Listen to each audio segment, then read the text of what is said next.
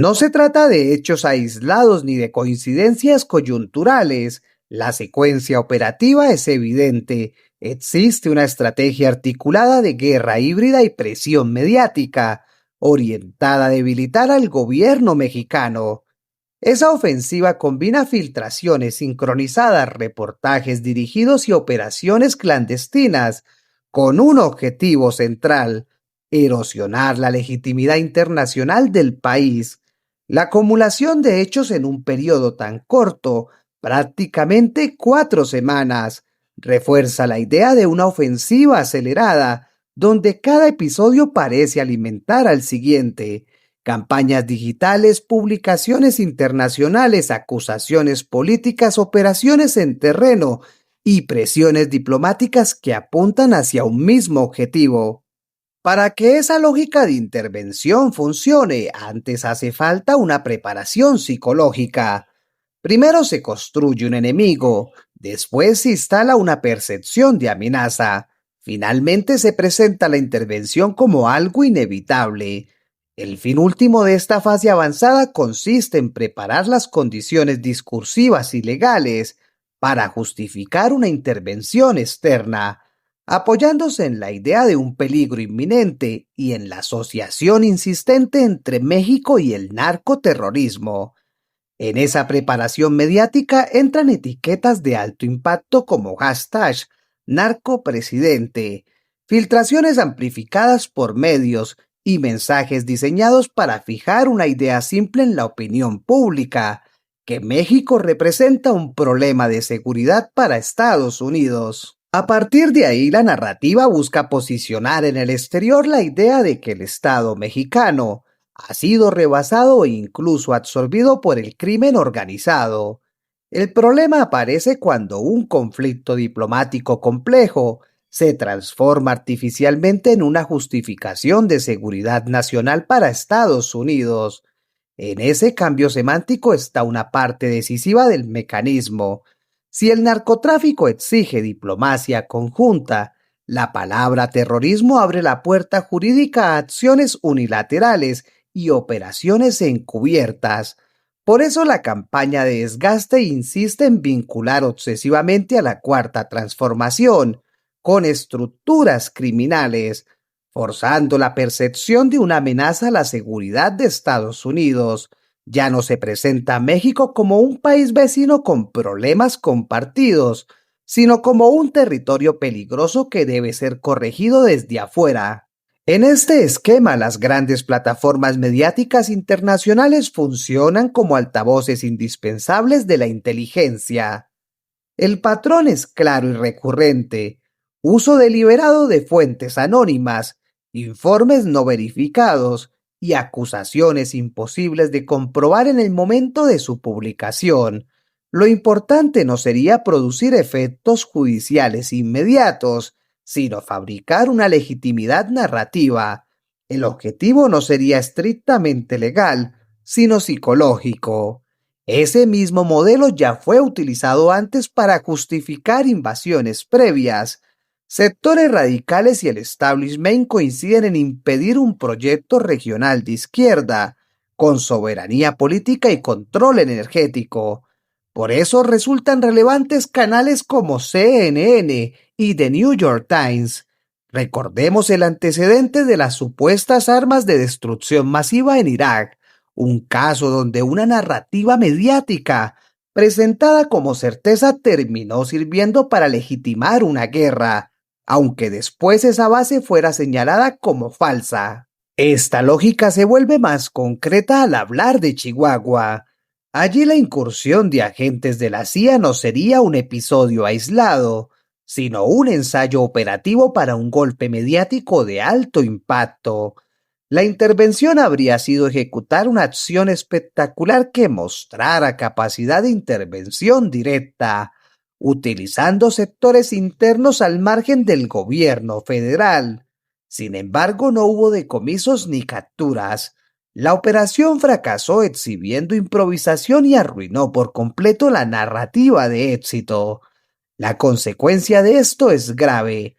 Permitir operaciones extranjeras sin autorización constituye una violación constitucional que exige responsabilidades políticas y jurídicas. El dato que refuerza la gravedad del episodio es el saldo de 8 caídos, entre ellos 2 agentes de la CIA, además de un operativo descubierto de inmediato, sin detenidos relevantes y sin drogas que pudieran sostener el espectáculo que se buscaba construir. Todo esto se inserta además en una urgencia electoral. Ante el desgaste de sus propios proyectos, el intervencionismo aparece como una herramienta para fabricar una victoria espectacular. La política exterior se degrada así en propaganda de entretenimiento. Comandos incursionando en territorio extranjero. Ya no se piensa como parte de una estrategia seria de seguridad, sino como espectáculo televisivo para las masas.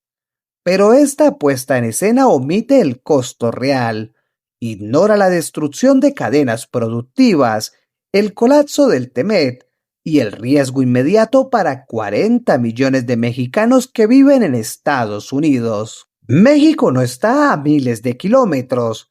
Una intervención allí no sería una guerra lejana, sino una fractura continental inmanejable. En el fondo, la fantasía de una operación rápida y victoriosa serviría para que Donald Trump se presentara ante su base como el hombre que trae la paz, aunque en realidad una agresión contra México tendría consecuencias comerciales, sociales, migratorias y diplomáticas imposibles de contener. En paralelo, convertir a México en el gran villano permite ocultar una crisis estructural mucho más profunda dentro de Estados Unidos.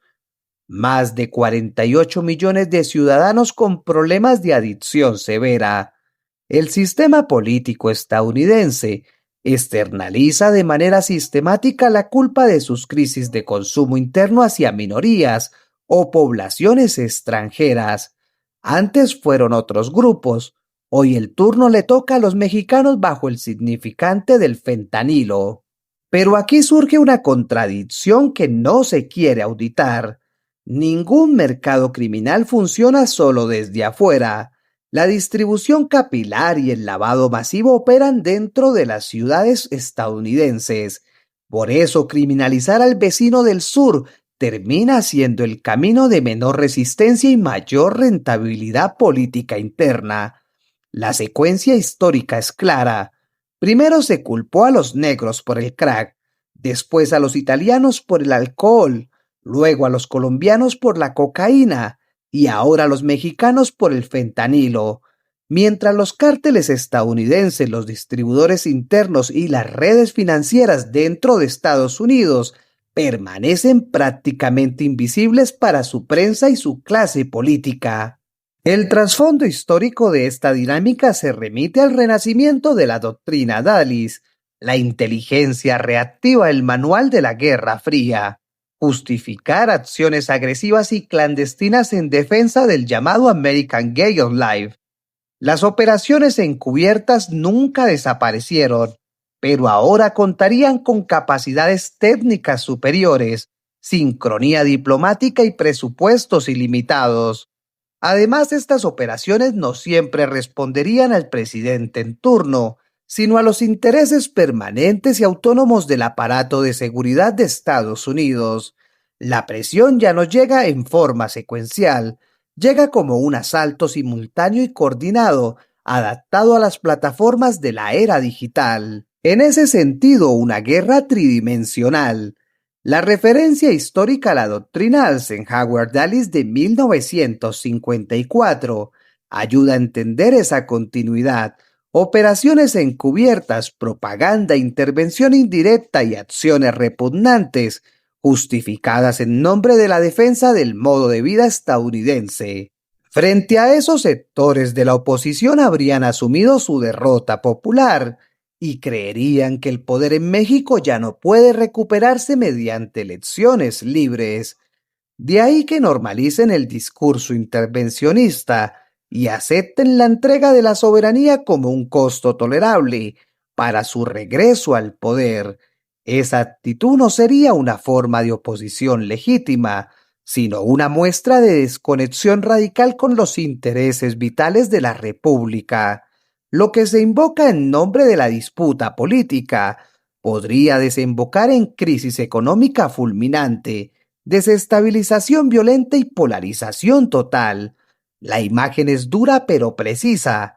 Una derecha incapaz de ganar con votos empieza a fantasear con las botas de los marines, como si una intervención extranjera pudiera resolver lo que no logró en las urnas. Ante ese alud de provocaciones, la estrategia de Claudia Sheinbaum se basa en la contención.